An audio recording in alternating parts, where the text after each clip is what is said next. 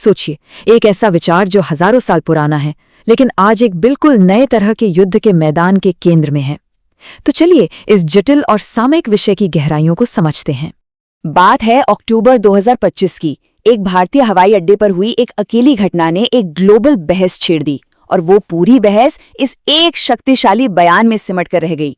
ये वो पल था जब नौकरशाही का एक साधारण सा दिखने वाला काम अचानक पहचान और आत्मसम्मान की एक बड़ी लड़ाई बन गया। देखिए, पहली नजर में तो ये कहानी बड़ी सीधी साधी लगती थी, जिसमें एक साधारण वीजा उल्लंघन शामिल था। लेकिन इसकी परतों के नीचे विश्व दृष्टिकोण का एक गहरा टकराव छिपा हुआ था। एक तरफ अकादमिक स्वतंत्रता की दलीलें थी, तो दूसरी तरफ बौद्धिक संप्रभुता के दावे थे।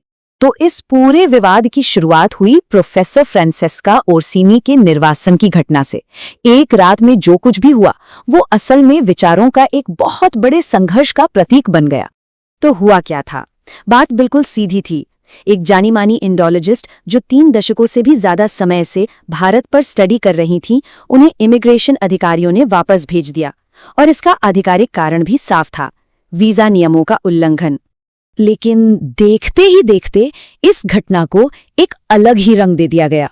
इसे बौद्धिक आदान प्रदान पर हमले के तौर पर देखा जाने लगा, जिससे दुनिया भर के मीडिया में ये खबर छा गई। मतलब ये अब एक साधारण प्रशासनिक फैसले से कहीं ज्यादा बड़ा मुद्दा बन चुका था। तो सबसे बड़ा सवाल यही उठता है ना, कि आखिर एक मामूली सा वीजा उल्लंघन की कहानी इतनी बड़ी वैचारिक लड़ाई में कैसे बदल गई? इसे समझने के लिए हमें हेडलाइंस से थोड़ा और गहरे में जाना होगा और उन अवधारणाओं को समझना होगा जो इस पूरी बहस के केंद्र में है।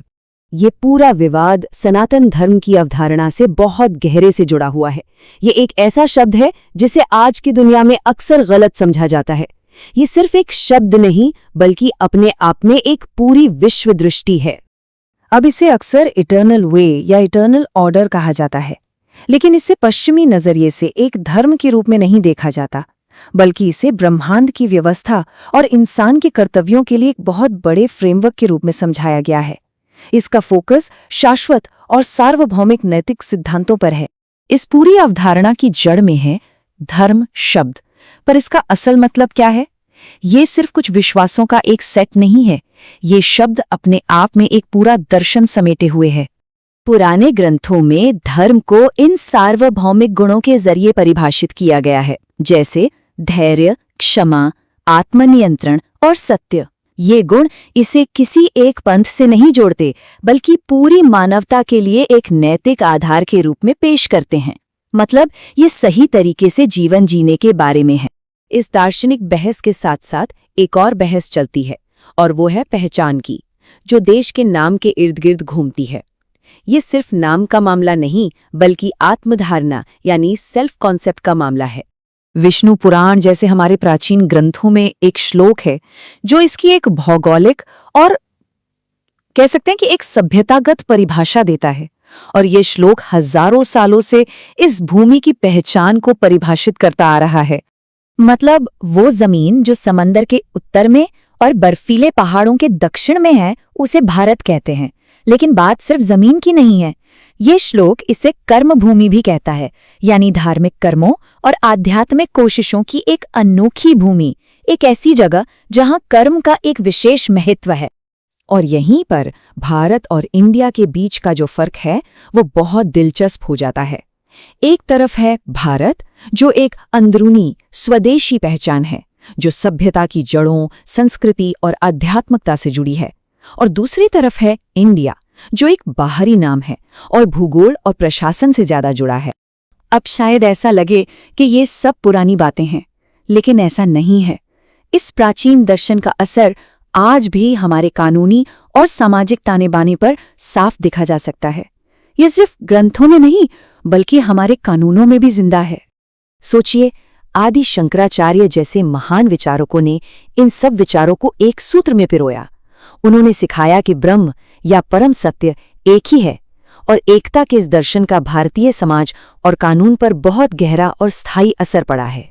तो देखिए, एक सीधी लाइन खींची जा सकती है, पुराने नैतिक कोड से लेकर आज के हमारे कानूनी ढांचे तक। ये एक ऐसी विरासत है जो आज भी उतनी ही प्रासंगिक है। तो चलिए अब इन सब कड़ियों को जोड़ते हैं और वापस उसी विवाद पर आते हैं जहां से हमने शुरुआत की थी। आखिरकार ये पूरी लड़ाई इस बात की है कि कहानी सुनाने का हक किसके पास है। ओरसिनी वाली जो घटना थी उसने इस अंदर ही अंदर सुलग रही आग को और हवा दे दी।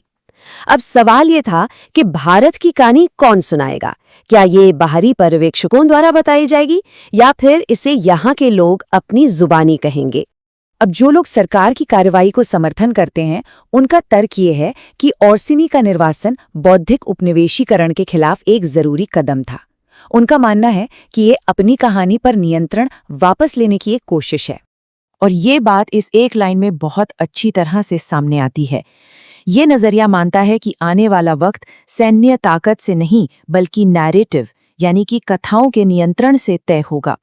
ये एक ऐसी लड़ाई है जो दिमाग और विचारों में लड़ी जा रही है।